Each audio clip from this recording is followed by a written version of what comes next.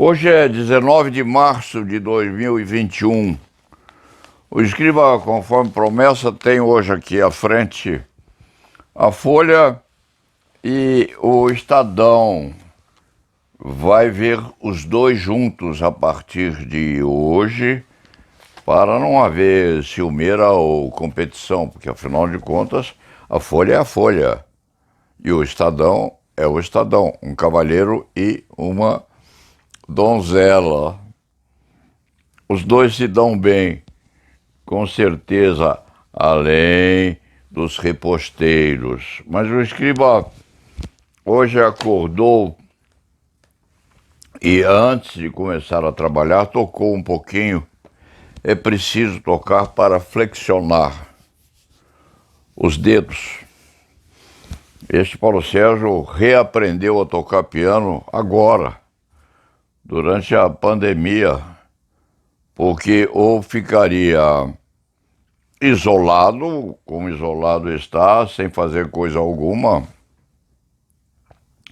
ou olhando para cima como muita gente, ou desesperado, ou tresloucado, ou procuraria produzir aquilo que tinha expectativa de conseguir produzir durante a vida e não obteve qualquer progresso. Então o Paulo Sérgio pensou, eu vou reaprender a tocar piano.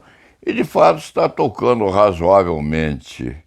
Se essa pandemia demorar mais um pouco, o Paulo Sérgio vai aprender, inclusive, a ler música, coisa que não conseguiu porque era um empreendimento muito complicado, cheio daquelas bolinhas e bolotas. Paulo Sérgio não tinha paciência. De repente, reaprende.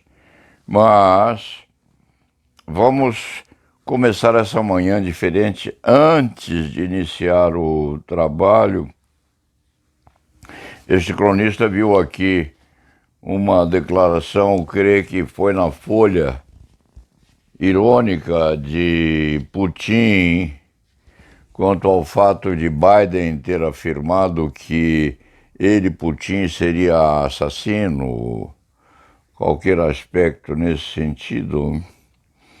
E Putin desafiou Biden para um debate público. Imagine-se a Rússia e os Estados Unidos da América do Norte disputando num debate público visto pelo mundo inteiro. Mas não há originalidade qualquer nisso aí não, porque este escriba se recordou, se lembrou de um dos filmes em que James Bond, Connery, participa de um jogo de pôquer com o representante da Rússia. Jogam pôquer, os dois, num hotel de luxo, qualquer peculiaridade assim, mas era o tesouro da Inglaterra contra o tesouro da Rússia. E James Bond é um grande jogador de pôquer. Esse escriba nunca jogou baralho na vida. Era muito aborrecido, muito cansativo. E o Paulo Sérgio nunca teve paciência nem para aqueles jogos de canastra que eram jogados em família, a feijãozinho. O Paulo Sérgio nunca teve paciência para isso. Era em Ibiúna meio vizinho de Fernando Henrique, quando Fernando Henrique era presidente da República. Para chegar à casa do escriba, era preciso passar à frente da casa de Fernando Henrique, que era muito curiosa, muito engraçadinha, por sinal, perdida lá no fundo do mato. E quando Fernando era presidente da República, o escriba tinha que passar na frente do caminho. E era uma coisa muito aborrecida, porque havia soldado para todo lado, soldado na frente, soldado nos fundos, soldado perto do banheirinho de empregada. era terrível. E um dia o escriba foi passar naquele caminhozinho que dava à sua casa, a 200 metros, talvez, da residência de Fernando Henrique, que era o rei do Brasil ao tempo. E os soldados não quiseram deixar o Paulo Sérgio passar até a casa dele. Esse escriba estava em trajes esportivos, evidentemente não levava documento qualquer. E aí começou a gritar: Ó Fernando, ó Fernando, ó Fernando, esses gajos aí não querem me deixar passar. E no fim das contas as coisas se reuniram, as coisas se resolveram com bastante elegância, porque os militares viram que se tratava de um vizinho não perigoso e deixaram o Leite Fernandes passar até sua casa. Pode haver alguma coisa de fabulação nisso aí, porque esse escribo de vez em quando inventa, mas um pedaço disso é verdade sim, porque Fernando era presidente da República, morava pertinho e jogava um buraco a feijão com os vizinhos dele mais próximos. Eles iam de vez em quando um à casa do outro, como costuma acontecer quando se tem casa perdida no mato em condomínios razoavelmente granfinos, também postos nas lonjuras de São Paulo campesino.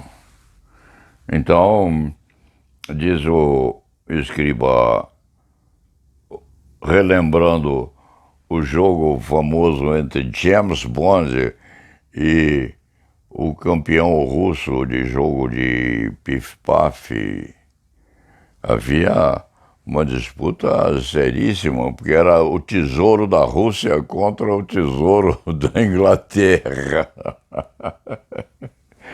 Que coisa terrível. O resto, Paulo Sérgio não se lembra, mas de repente Putin assiste lá no palácio dele, escondido, porque, afinal de contas, isso não pode ser tornado público. De repente, Putin assiste aos filmes de James Bond com Connery, para a vergonha de todo o povo russo, porque, afinal de contas, é preciso que haja um herói na Rússia e não se pedir socorro a James Bond. De qualquer forma, Putin riu e desafiou Biden para um debate público. Desafie Biden para um jogo de pôquer.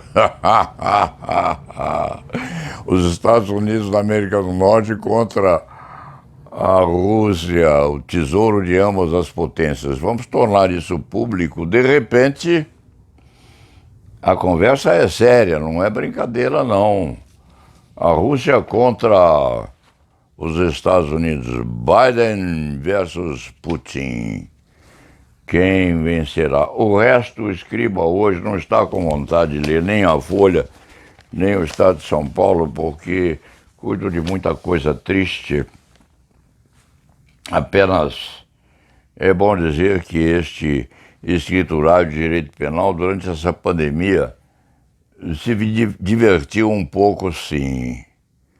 Pintou mais um pouquinho, terminou de examinar os quadros que estava preparando para uma exposição, diga-se de passagem, porque o Paulo Sérgio pinta também.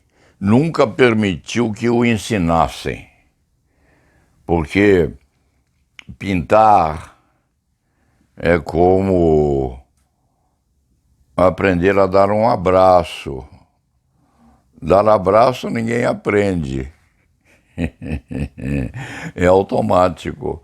A pintura também acaba-se por conseguir fazer alguma coisa agradável. Paulo Sérgio, sim, ele ia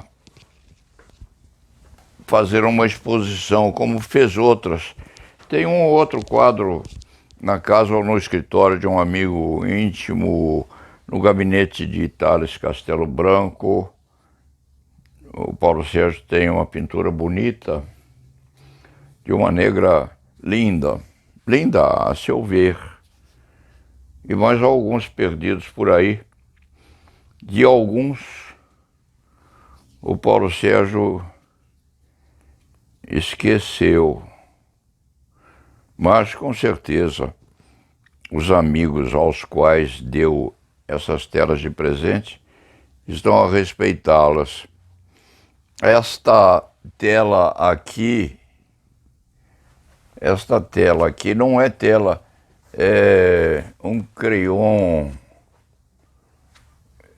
O Paulo Sérgio dedicou a Dione. Isso é de 2013. É um desenho do rosto de Lucian Freud. Lucian Freud era um grande pintor. Famoso, sim.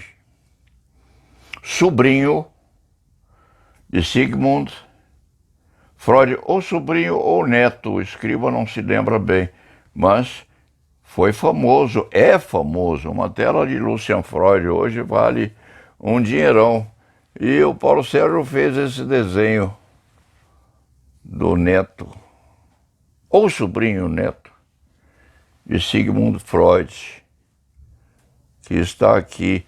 Ia expô-lo, preparava uma exposição quando a pandemia chegou atrapalhando os seus planos. Esta aqui, o Paulo Sérgio gosta de duplos, sempre duplo. Quem sabe é medo de perder. Tem tanto medo de perder que sempre duplica as coisas. Esta aqui se chama En-Garde. Foi pintada em 2014. São duas moças, sim, iguaizinhas, numa nudez até muito ascética. O Paulo Sérgio, há uns anos atrás, quase conseguiu expor numa galeria de um tribunal vetusto do país, mas não pôde fazê-lo, entre outras coisas, porque os quadros não tinham qualidade e também porque um ou outro significava nu. E a nudez, em certos aspectos, é desconhecida pelo Poder Judiciário. Às vezes, o Poder Judiciário finge que não há nu. Nós nascemos pelados e morremos pelados, com as roupas de estilo, mas faz parte. A peculiaridade mais básica que o ser humano tem é nascer pelado. Então, o Paulo Sérgio não pôde expor naquele local, mas não faz mal. Ficaram os nus, a exemplificação. São duas senhoras, muito pudicas, aliás, e muito bem postas, olhando aquilo que seria um cálice sofisticado. Bonitinhas, muito elegantes. O nome? En-Garde. Prossigamos aqui até esta. Não se sabe se a filmagem fica boa, porque há muitos reflexos por aqui e isto é improvisado. Esta pinturinha é muito bonitinha também. É outra jovem. Tem nome que não dá para ver. O Paulo Sérgio ia expô-la também. Esta aqui, qual é o nome dela? Madaleno Arrependido. Também são duas criaturas iguais, fora ou no entorno de uma caixa. E dentro dessa caixa, alguns animaizinhos, dá para se perceber. Nem o Paulo Sérgio sabe exatamente por que ou qual a razão de ter feito isso assim, mas fez. Esta pintura aqui é uma corruptela de Toulouse-Lautrec. Se ela for filmada de mais perto, se verá que o rostinho dela é enigmático. Ela está olhando meio desconfiada, parafraseando Toulouse-Lautrec. Quem conhece muito Toulouse-Lautrec é Celso Sintra Mori. Toulouse-Lautrec, sim. O Celso saberia dizer de onde provém isto aqui, se e quando Celso Sintra Mori puder examinar isto aqui, há de saber imediatamente de onde o Paulo Sérgio tirou ou retirou esta corruptela, que é bonitinha também. Este quadro aqui é uma charge. O Paulo Sérgio acordou um dia acabrunhado ou triste com esta pandemia e se fez ou se acertou aqui com estas olheiras que são tradicionais na fisionomia deste velho marinheiro da vida, deste milagre de sobrevivência. Esta aqui é uma pintura meio desenho que representa quem? Um dos Beatles. Conhecedores dos Beatles hão de saber a quem o Paulo Sérgio se referia quando pintou isso aí. Um Paul. Paul.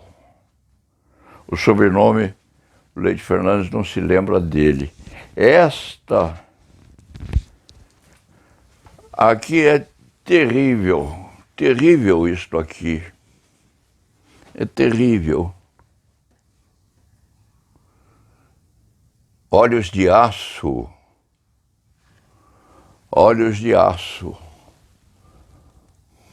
Sim, isto é uma técnica de dourado. Isto aqui é acidulado, sim. Esse guarda-sexo, como se chama, é posto também por artifício de tela dupla. São duas telas, uma à frente e outra atrás. Vindo um pouco mais para cá, há telas outras que o Paulo Sérgio não vai mostrar. Deve ter umas 40, porque trabalhou bastante.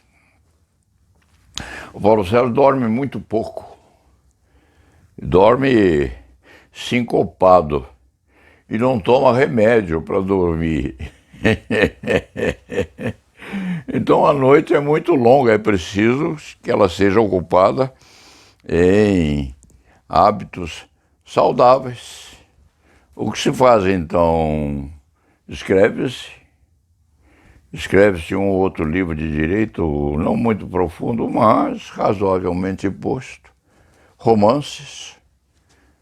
O Paulo Sérgio está terminando, já terminou, Joseph, o Cigano, já terminou. Está sendo impresso. Está prosseguindo muito bem em Miceli, que há de ser um romance lindo, bonito, sim, e muito, muito doce.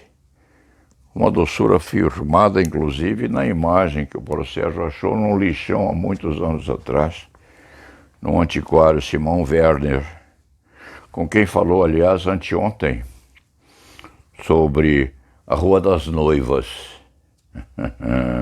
Simão conhece tudo na Rua das Noivas.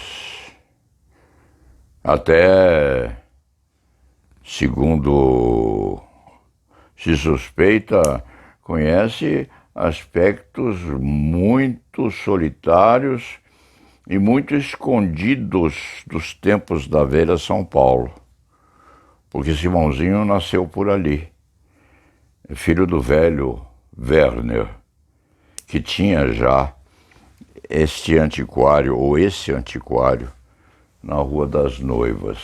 E dito isto, o Paulo Sérgio lamenta que não tenha podido fazer essa exposição, que é, com certeza, absolutamente inspirada sem qualquer técnica.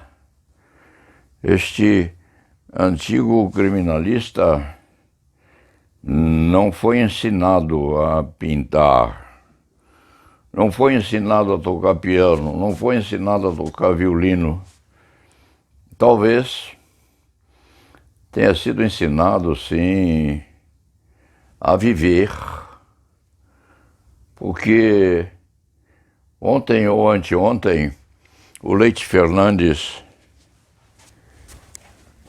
pôs pela primeira vez a efígie do negro que é inspirador das suas reflexões mais profundas. Pai João, o nome dele, E se pode entender, talvez, que Paulo Sérgio, fazendo isso, tivesse algum preconceito de natureza racial. Não. O Paulo Sérgio teve duas mães, a carnal, a Alice, e aquela que o aleitou, a Maria. Duas mães, com amor profundo às duas. E, de repente, o Paulo Sérgio é vivo aos 80 e poucos anos porque foi aleitado com aquela seiva muito forte que a sua segunda mãe tinha e lhe passou para o corpo, que ainda resiste hoje, aos 80 e poucos anos, com relativa lucidez e com uma vontade muito grande de sobreviver a esses bichos que andam por aí. Então, dentro dessa perspectiva, as duas, sempre as duas. O criminalista que está aqui é presente de Roberto Delmanto, quem sabe este aqui está advertindo: olhe, você está ficando parecido comigo, cuidado. Veja se fica um pouco mais paramentado para as artes da sobrevivência. E aqui estamos, perto do piano que o Paulo Sérgio reaprendeu a tocar, está reaprendendo bem e vai melhorar bastante. Promete, porque todo dia estuda mais um pouquinho. Esses quadros que são uma expectativa, uma exemplificação de outros 30 e poucos que tem perdidos lá no canto porque ia expô-los quando esse bicho chegou. Dizem que esta praga não é bicho, não tem vida, mas o Paulo Sérgio Leite Fernandes sempre acha que aquilo é um micróbio, sim. Uma coisinha micrométrica, esperta, inclusive porque ela se disfarça e vem a se disfarçar por aí, a custa, inclusive, a sobrevivência de, quiçá, uma falta absoluta de maturidade do nosso presidente da República, que de repente é o desejo sincero deste escriba, de repente se ajuiza um pouco e ainda pega esse final de mandato com uma certa dose de previsibilidade quanto aos terrores que vêm por aí, assolando a nossa juventude, a nossa infância, inclusive a nossa velhice, porque essa nossa velhice, inclusive, incorpora este velho cavaleiro andante da advocacia criminal. Dito isto, vamos parar com esta afanosa tentativa de meia exposição e vamos ao trabalho, porque é preciso ganhar algum para sobreviver. A família é grande e precisa da demonstração de vitalidade deste velho marinheiro da advocacia criminal. E lá na Aveva!